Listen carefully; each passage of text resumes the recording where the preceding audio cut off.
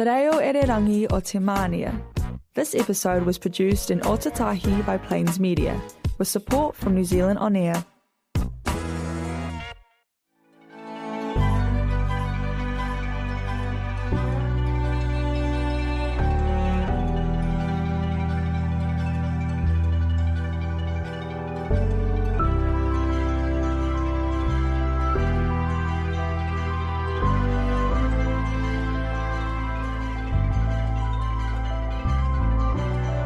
Welcome to Emergence News. Kia ora and haere mai. It's great to have your company. We are a radio podcast program dedicated to providing information on the emergence of Maitreya and his group, the Masters of Hierarchy, and what this means for humanity.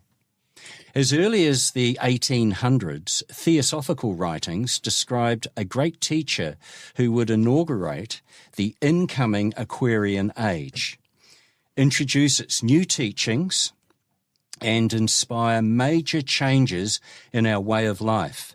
And that world teacher, his personal name, is Maitreya. Maitreya's teachings are based on the ageless wisdom teachings, and Maitreya will present a fresh look at the concepts of God, humanity, and ultimately the purpose of life.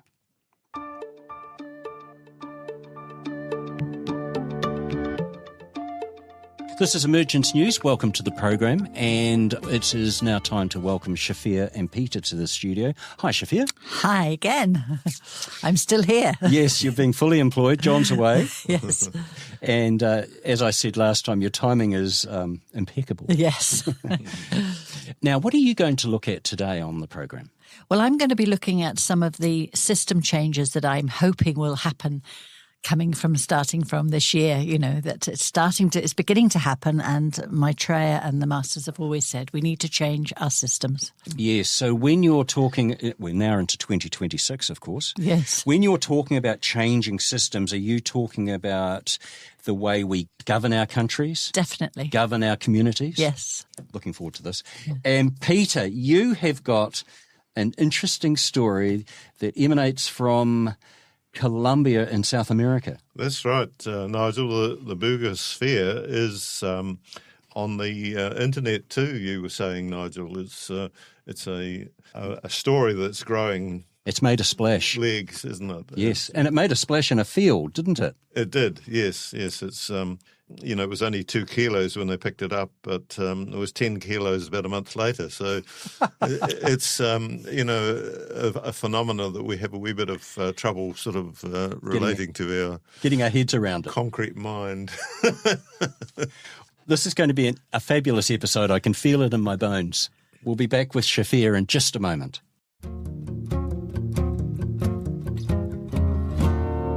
Okay, thank you. I'm just going to start with a part of a message 58 from Maitreya. And he says, "A new civilization must be built on the old. That which is precious and worth preserving will be so preserved. All that hinders the manifestation of man's true greatness must be discarded. A time is coming, my friends, when you will see around you cities of beauty, glowing creations of love. Thus will it be."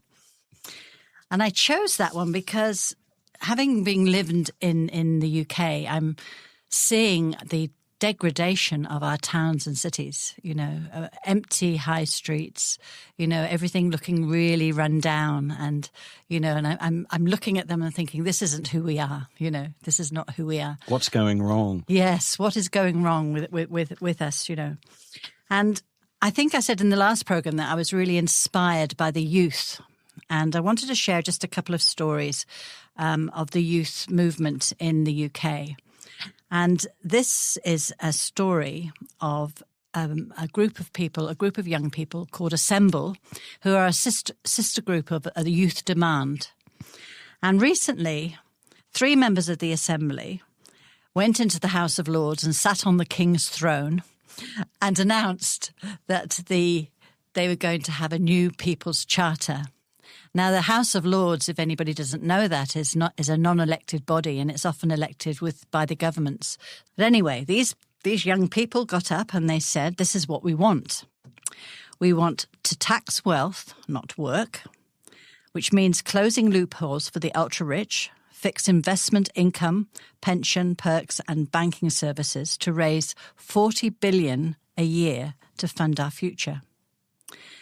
They want to slash political corruption, ban lobbying, second jobs, political gifts. They say politics exists to serve people, not companies. They're saying choose life over gross domestic product by establishing a Future Generations Act, a law above all laws, putting nature and people above GDP. End support for genocide. Stop all arms trade and state support to any country violating international law, starting with an immediate embargo on Israel. And also reclaim our spaces. Take homes out of the hands of those who buy them but never live in them, and bring empty buildings into the public use, cap rents, and build green, affordable council housing. Council housing would be social housing. Like the state homes here in New Zealand. Yes, yeah. Yes, and they are actually just sort of stepping up and saying this is what we are wanting, this is what we're demanding, and they're going into these public places of government and demanding it. And stop lobbying, that jumped out at me because, of course, that is a form of political manipulation, isn't it? Yes, yes. Right, yeah. And has been going on forever, Peter. Oh, that's right. It's an abuse of power, isn't it, really? Because they've got the influence, they've got the money, and so they're abusing the power of the people, really. They're no longer part of the social structure. That's right. And what we need to do is we need to elect people with integrity, people with this kind of vision. Yes. And the only way to make change, that's what they're doing in America. At grassroots level, they're getting good people getting involved in politics because politics has been corrupt for so long that people have been put off participating in politics. And how these demands came about was that they did a sortition process, which is a bit like the jury process, randomly selecting people around who are interested, and having local assemblies. And then these people were actually then thrashed out what they wanted between them. And then these people came together to announce it. And this is what they want. So is there a large number of people behind this small group? Yes, I mean the youth demand is growing all the time, right. And also with I was talking about Jeremy Corbyn's party, the new party that they're trying to evolve, which is it's called Your Party. Again, they're doing the same thing, doing local assemblies, and people are deciding what they want. And they've just recently had their first conference, and they've decided on a change of leadership model, where they will have 12 people in the leadership. Wow. Which is very different. And each one will be chosen for their particular skill, and they will have one spokesman for the group. But he or she will be responsible to say what the 12 behind them are saying. So it's like a cabinet. Yes. You've got a spokesperson or a chairperson. Yes. You're making the most of each skill set that's within that That's council. right. Yeah, so it's a very different way. And, of course, it's being dismissed at the moment, as being sort of, unworkable and, it's so different to what we're used to. Well, I remember when Rod Donald first got into Parliament with the Green Party. This is in New Zealand here. This is in New Zealand. Mm-hmm. The co-leader concept then with the Green Party in New Zealand, that was derided as well. That was scoffed at. Yes. That can't work. That won't work. Yeah. And what are we now, 30 years later, the Greens have still got co-leaders. Yes, there was recently. They had co-leaders in the Green Party in the UK, but that's changed to one leader now. And he's doing a great job, I have to say. He's doing he's got a really good voice. He's very much like Zohan Mamdani, and, using that same concept. I have to say, some of the examples that you were giving us just there of what the Young Assembly are proposing, I found myself feeling quite inspired. Yes. By what you were delivering there. Well, great. There's such great ideas, aren't there? Yeah, well, that's right. And it's time for a change, isn't it? It is. It's past time, actually. Yes. But, it's It's great overdue. to see something happening. Yes. And, Maitreya says that, we have to give up the need for greed and war. That's So right. the second one I'd like to just introduce is the Mesavot group in Israel, who are conscientious objectors. And they called Israeli refuseniks. So they all young people who are refusing the mandatory military service over there. And, it's a great risk to them because they're also being labelled, traitors by their family and their local groups and things. But what they say is that they are surrounded, they're told that they are surrounded by enemies and will have to fight forever. This is what they're being told. They refuse to accept that and say they want to live alongside their Palestinian comrades who have been standing next to them in this, as supporting them, and live from the river to the sea in peace and harmony. And so they are another group of young people who are really standing up and saying, hey, we're not going to do this anymore. Gosh, that's courageous. It is courageous, especially in the environment over there, isn't it? They're all burning their draft papers as well, publicly, so they're being seen by the Israeli government, and so they're putting themselves, and many of them have been to prison already 2 or 3 times. Yes. Because they actually passed the law already that they have to be. Yes. Yeah. No, it's mandatory. It's and they're a military, country who want to have this forever war, and so. You know what, Shafir, I do remember that episode recently where you said it's the youth, it's the young ones that will save us. Yes. And you've shared some really good examples today, which it gives us hope. It does. Doesn't it? It does. And that's what we all need. We need some hope during these turbulent times. Yes, that's right.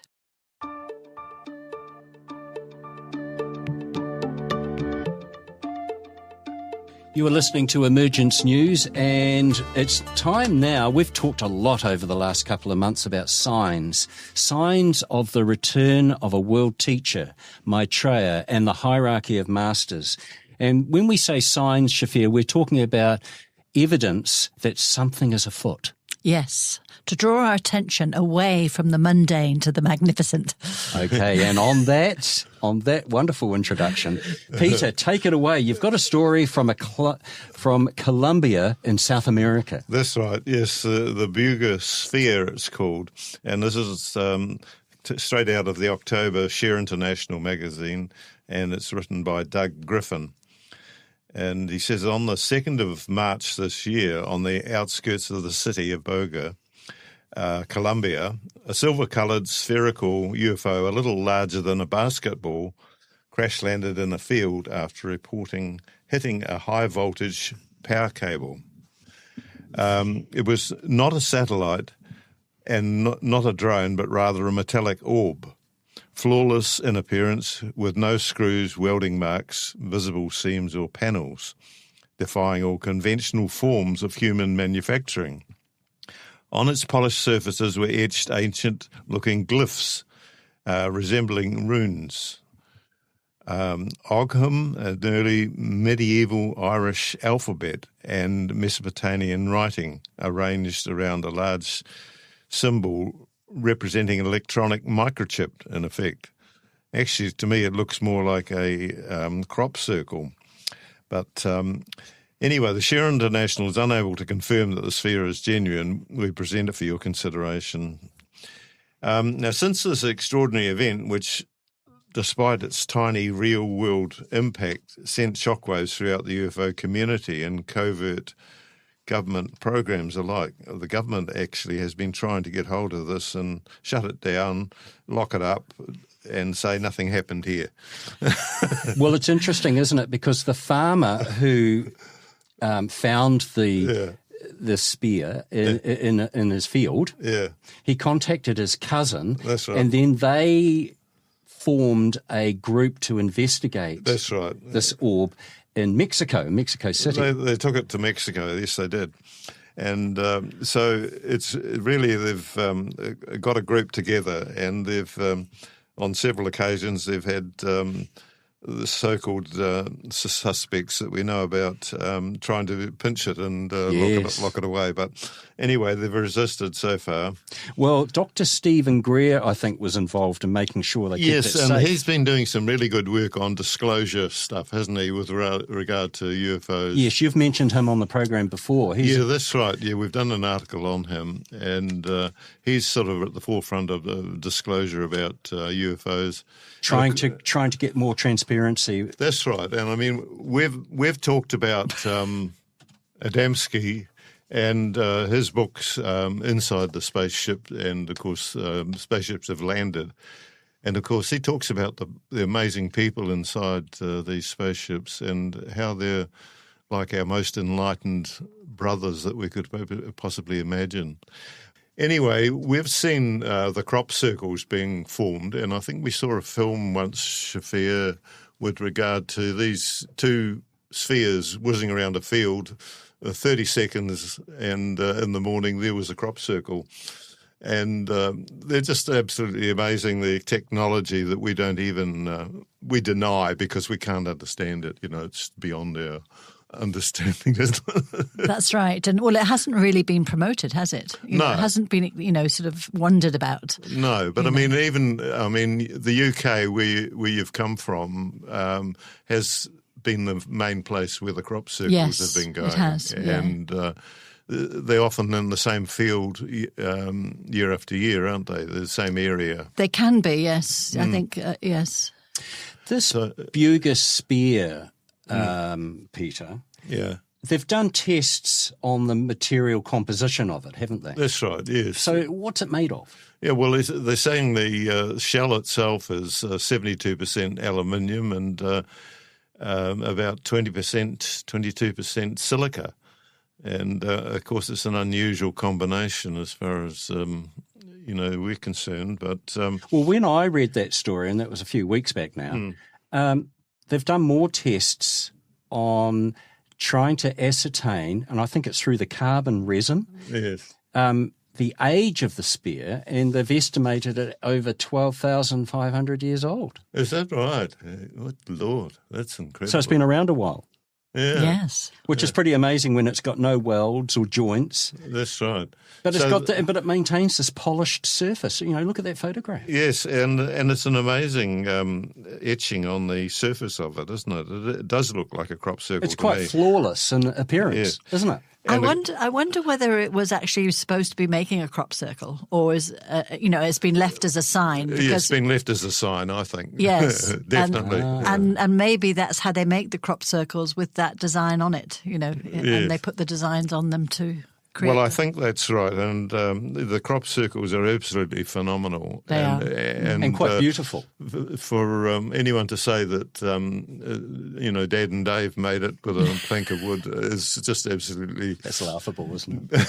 They've been dead quite a few years now, so I think they're probably written out of the equation. Well, I think the thing is that some crop circles have been made, and quite beautifully by people, but they take a longer time. And there's usually footprints around. They're usually footprints, and they don't have the sort of electromagnetic sort of vibration above them, which has, caused television cameras not to record and blank out. Yes. And so I think that there is a big difference. You can tell the difference. There's lots of different signs to say whether it's... Yes. And also the fact that the crops aren't actually damaged. Yes, that's right. Isn't that amazing? It is amazing, yeah. So anyway, one of the most amazing things I think I mentioned before, that it was like 2 kilos in weight when they initially picked it up, and then about a month later it was up to 10 kilos. So it has some sort of anti-gravity system within it, and of course this is part and parcel of the UFOs that are whizzing around in various places in the world.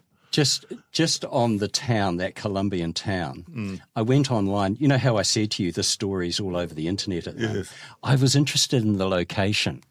And the town, Buga, is the religious capital of Colombian tourism. And it's a very important religious destination. Inside one of the buildings there, it's a Basilica of the Lord of Miracles. Oh, wow. Now, it just explains this event quite nicely. And this basilica has an image of the miraculous Christ to whom countless miracles have been attributed to since the 16th century.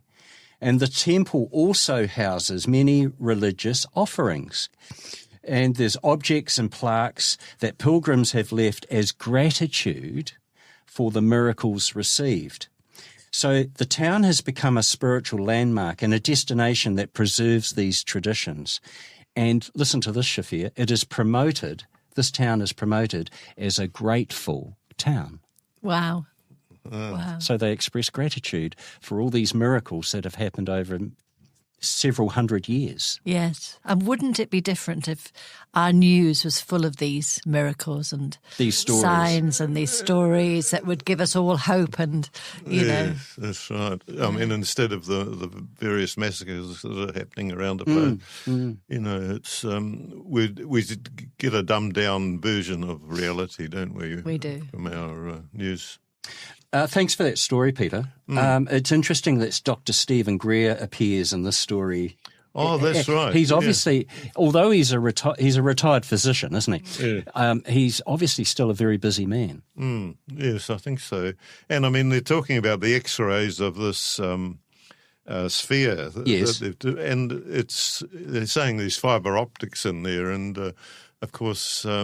Well, if it's 12,000 years old, that's interesting, isn't it? We've been missing out on quite a lot, haven't we? Well, of course, humanity is still awaiting many more miracles and a sense of wonder as we move into this next age. But we have to be ready for it. And one of the things we have to do to be ready is let go our addiction to war. We do. Oh, that's right. I mean, and we're virtually only just out of the trees, aren't we? I mean, it's just sort of like... He's got away with words, hasn't he? Honestly, we're sort of have a long way to go. You know, we need the help as much as possible of the hierarchy and the Christ and all the disciples. You know. And look, just before we go, we'll come back in just a moment. There's another miracle in the latest issue of Share International magazine that we got late last year in November, and we'll talk about that in just a moment. Back with Emergence News. What an interesting episode this is.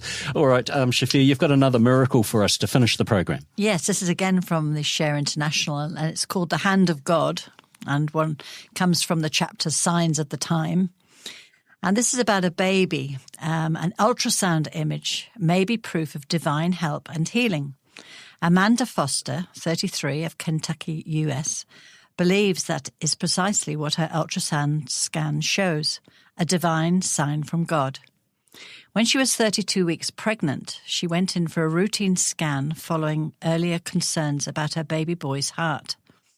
A defect near the aorta had been identified earlier, raising the risk of serious complications. But Foster didn't give in to doubt. I have asked the Lord repeatedly to keep his hand on my baby before every appointment, she said. During the scan, what appeared to be a large hand was seen resting over the baby's head. Many see it as a sign of a miracle, healing, while some speculated that it was a distorted image of the baby's own hand. And Amanda and her husband, Kyle, believe otherwise. So this is we have a very potent symbol of Maitreya's hand that we were talking about earlier that appeared on the bathroom mirror. And that's been used by many of our co-workers around the world, and myself included. And that image could well be Maitreya's hand. It could well be, yes. So just to finish, a little message from Maitreya. This is part of message 77, because we're in such a time of transition and change. And the signs are all around us. And he says, "We are with you, my brothers and I. We send you hope. We send you courage. We ask for your trust. We need your allegiance. And we count on your divinity."